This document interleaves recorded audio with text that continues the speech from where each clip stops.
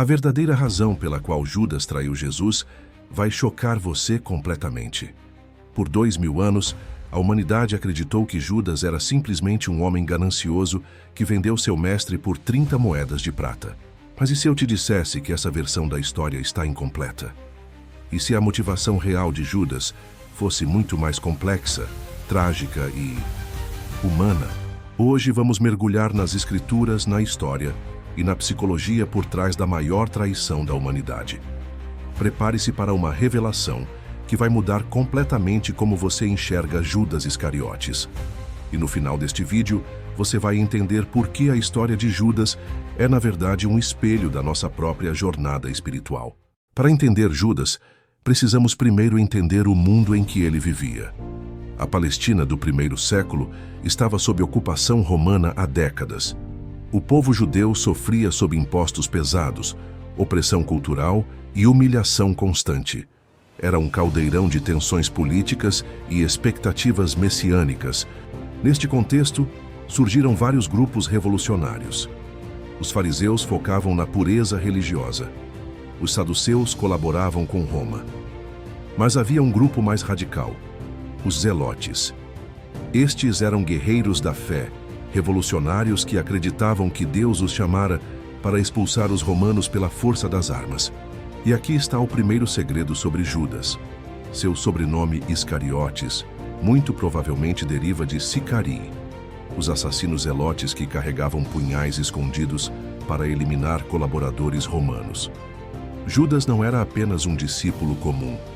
Ele era um revolucionário armado que se juntou a Jesus esperando uma revolução política. Quando Judas começou a seguir Jesus, ele viu sinais que confirmavam suas expectativas messiânicas. Jesus multiplicava pães, podia alimentar um exército. Jesus acalmava tempestades, tinha poder sobre a natureza. Jesus ressuscitava mortos, claramente tinha poder divino. Para Judas, a lógica era simples. Se Jesus tem todo esse poder, por que não usa para libertar Israel? Por que não convoca as multidões que o seguem para marchar sobre Jerusalém? Por que não derruba os romanos e estabelece o reino davídico prometido? Mas então Jesus começou a falar coisas que confundiam Judas profundamente.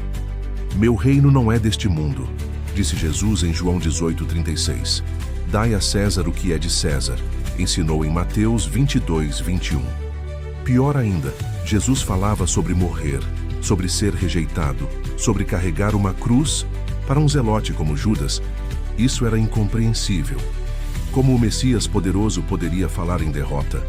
Como o libertador de Israel poderia se submeter aos opressores? Judas começou a ficar desesperado. Imagine a frustração de Judas. Ele havia deixado tudo, sua vida, sua família, seus planos revolucionários, para seguir aquele que acreditava ser o libertador político de Israel.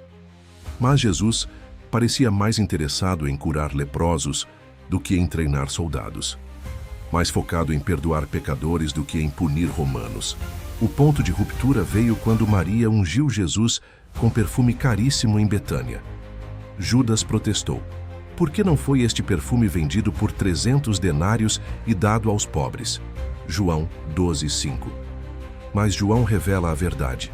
Disse isto não porque tivesse cuidado dos pobres, mas porque era ladrão. João 12:6. Mas espere. Será que Judas era realmente apenas um ladrão ganancioso? Ou havia algo mais profundo? Alguns estudiosos sugerem que Judas estava tentando forçar Jesus a usar o dinheiro para financiar a revolução. 300 denários poderiam comprar armas, subornar guardas, organizar uma rebelião. Judas não estava roubando para enriquecer. Ele estava desesperado para ver Jesus agir como o Messias político que ele esperava.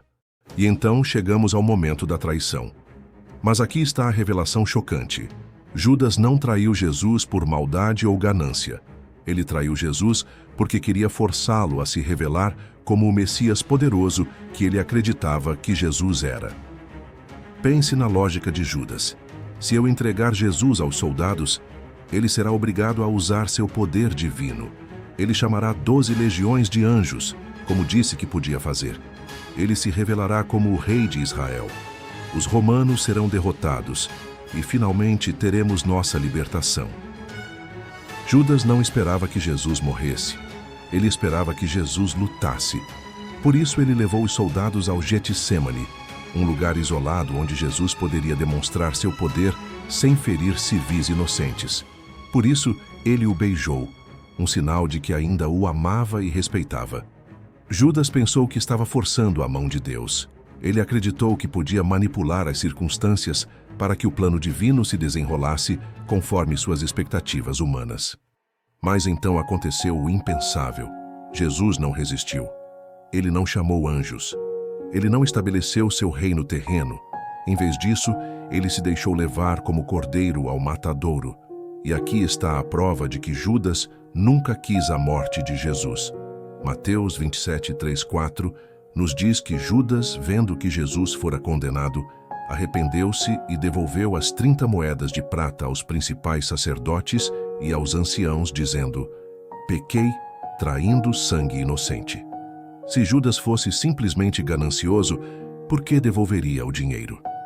Se ele odiasse Jesus, por que se arrependeria?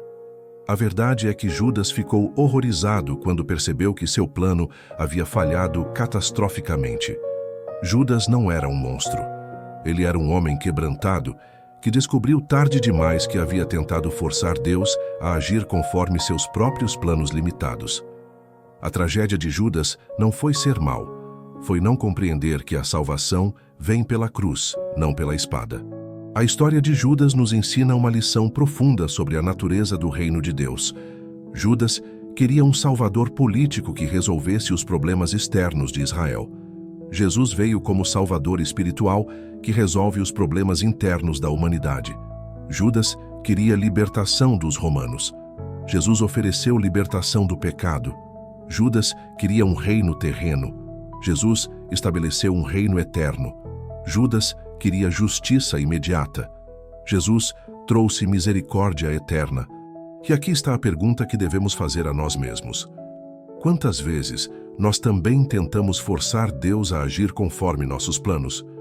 Quantas vezes oramos não para que a vontade de Deus seja feita, mas para que Deus faça nossa vontade? Quantas vezes, como Judas, ficamos frustrados quando Deus não age como esperamos? Quando Ele não cura imediatamente, não resolve nossos problemas financeiros instantaneamente, não remove nossos obstáculos do jeito que queremos. A tragédia de Judas é que ele estava tão focado no reino que queria que perdeu o reino que Deus estava oferecendo. Ele estava tão obcecado com seus planos para Deus que perdeu os planos de Deus para ele. A diferença entre Judas e Pedro é reveladora. Ambos negaram Jesus na noite da crucificação. Pedro o negou com palavras, Judas o negou com ações, mas Pedro se arrependeu e foi restaurado. Judas se arrependeu, mas se destruiu. Por quê? Porque Pedro entendeu que o perdão de Jesus era maior que seu fracasso. Judas não conseguiu aceitar que a graça de Jesus era maior que sua traição. A história de Judas não é apenas sobre a maior traição da história. É sobre a tragédia de tentar controlar Deus em vez de confiar nele. É sobre a diferença entre arrependimento, que leva à restauração, e arrependimento, que leva ao desespero. Se você está assistindo este vídeo e reconhece um pouco de Judas em você, se você já tentou forçar Deus a agir do seu jeito, se você já ficou frustrado com os planos divinos, saiba que ainda há esperança. A graça que Pedro encontrou também está disponível para você. Se esta revelação tocou seu coração, deixe um amém nos comentários. Compartilhe este vídeo para que mais pessoas entendam que a história de Judas é, na verdade, a história de todos nós. Pessoas imperfeitas tentando entender um Deus perfeito. E se você quer mais revelações bíblicas que vão transformar sua compreensão das Escrituras, se inscreva no canal e ative o sininho. Porque temos muito mais mistérios bíblicos para explorar juntos. Que Deus abençoe você e até o próximo vídeo.